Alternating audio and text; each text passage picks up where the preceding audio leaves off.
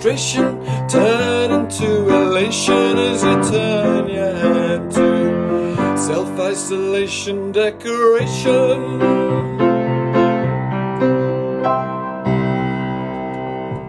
Hello there, Phil here from Paint the Town Green, giving you some hopefully useful decorating tips so you can get some little jobs done around the house while you're stuck inside. So today you find me in my daughter's wardrobe painting shelves.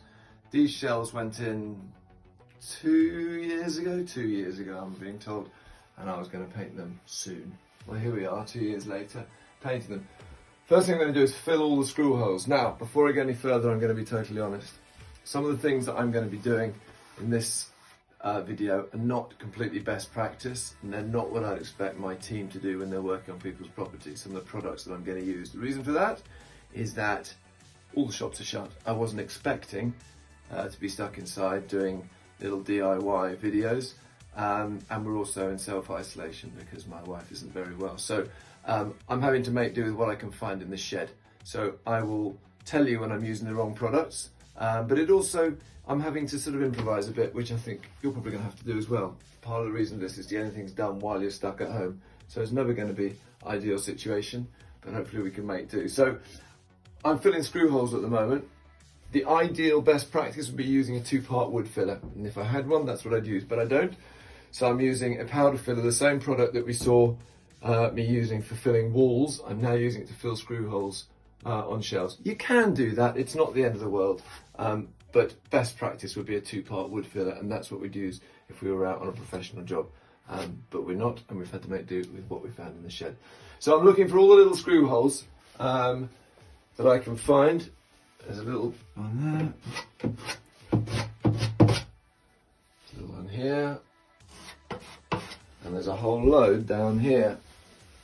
All these little screw holes, which will jump out as little black dots once the surfaces are painted. So we fill them now before we even start thinking about priming. And once it's done, we leave all the filler to dry. Okay, so just a little point I want to make about filling these screw holes. Just like when we were filling the cracks in the wall the other day, you don't want to be scraping all the filler off. You want to be leaving a little sort of millimetre or so coating. Do you want to come in and just zoom in on this? You want to be leaving about a millimetre or so proud over it, so that when the filler shrinks and you sand it, it sounds flat. The chances are we'll probably have to do a second fill on top of this anyway, because it's unlikely to get it perfect first time. But if you scrape it all off like this, so it's absolutely flat, that will almost certainly sink in, and you'll definitely have to do a second fill on that. So if you just give you a little kind of coating there, just sort of half a millimetre or so, gives you a bit of shrinkage, and then reduces the chances you're going to need to do such a big second fill before it's absolutely flat and invisible, which is what we're trying to achieve. We're trying to create a situation where all these screw holes become invisible and you can't find them once it's all painted.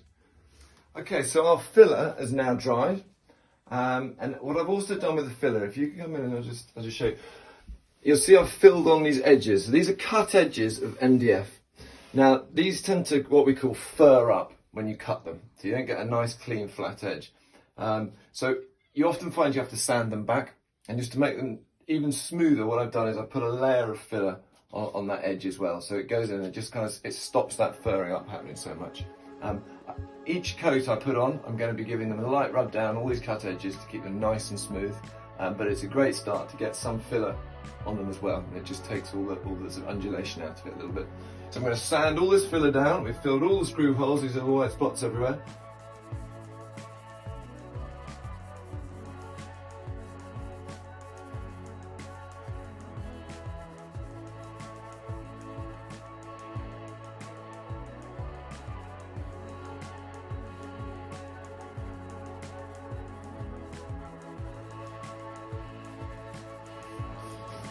Okay, so I have finished sanding all my filler and all my edges, and I'm just going down now with my dusting brush. And if you haven't got a dusting brush, you can use a paintbrush, it's absolutely fine.